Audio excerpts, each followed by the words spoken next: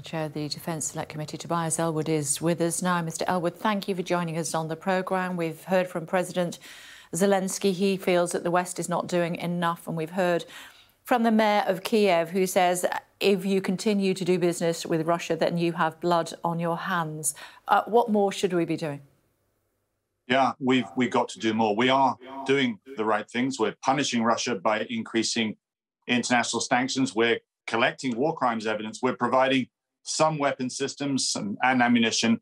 But as I'm sure we'll hear President Zelensky articulate when he speaks to the UN Security Council, it is all not enough to alter the immediate course of events and to stop further genocide from taking place.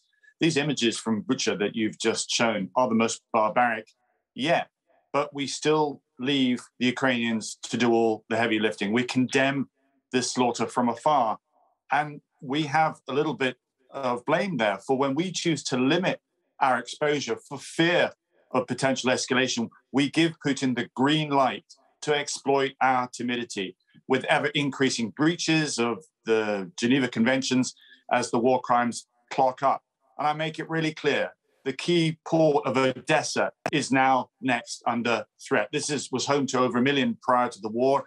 It's a critical lifeline for the rest of the world. If it falls, Ukraine becomes landlocked. And for Russia, that will be a success. Those vital grain exports we all depend on will not be able to get out. If we want to avoid another Mariupol, we should step up and task a NATO maritime force to keep the port connected to international waters. That would send a powerful message to the Russians that we are serious, and finally offer the Ukrainians the scale of support that they need. Does that not amount to joining the war? We've joined the war already. We're in semantics here about weapons are defensive or offensive. It won't end here. I've just came back from Poland and Germany with the Defence Select Committee. They are upgrading their defence spend because they realize this is not just about Ukraine. This is something bigger going on here that affects European security, not just for now, but for the next 10 years or so. And we need to recognize that. We need to lean into this and support Ukrainians. If Putin isn't stopped now, then he'll continue his advance, perhaps not immediately, but in a few years' time. We need to wake up to this wider threat. As we hear that Denmark, the foreign minister telling us that they've expelled 15 Russian diplomats, we'll have to wait to see what other European countries do. But I know that you served in Bosnia, I think back in 1995 when the Srebrenica genocide occurred. Have we learned nothing from that? No, this is it. I mean, we use these phrases, never again. When I was watching those scenes, I was reminded of my time in Bosnia when the snow melted in the spring, revealing so many bodies everywhere. And again, the war crimes teams came in, to collect those evidence. It took an awful long time to take those people to The Hague. And we need to place this into context. We perhaps have this illusion that somehow Putin will be removed, that a coup will take place, or there'll be a purge.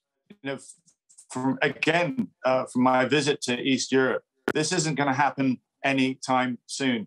Putin, because of his messaging that he controls in Russia, most people absolutely support what he's doing. They see NATO as the aggressor. They see all these images that are put down there as fake news. And of course, it's a police state, so anybody that shows any dissent is seen as treachery. And this, again, I stress, is the bigger picture here. There's so much more that we need to do. We are learning fast, but we've got to get better at it.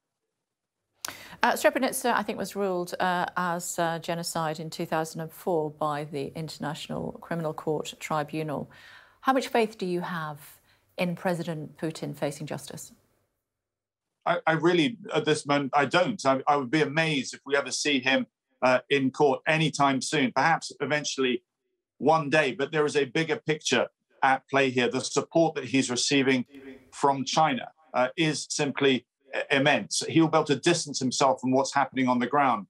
I would say that not only are his soldiers given free rein to do what they like, but there is complete discipline on the ground themselves, which shows in some of the scenes that you've been actually playing out. We shouldn't hold on to that idea that somehow he's going to be punished anytime soon. We have to look for more robust operational ways to support our Ukrainian friends. That's exactly what I think President Zelensky would be calling for when he addresses the United Nations today. OK, for now, Tobias Ellwood, thank you very much indeed. Thank you. And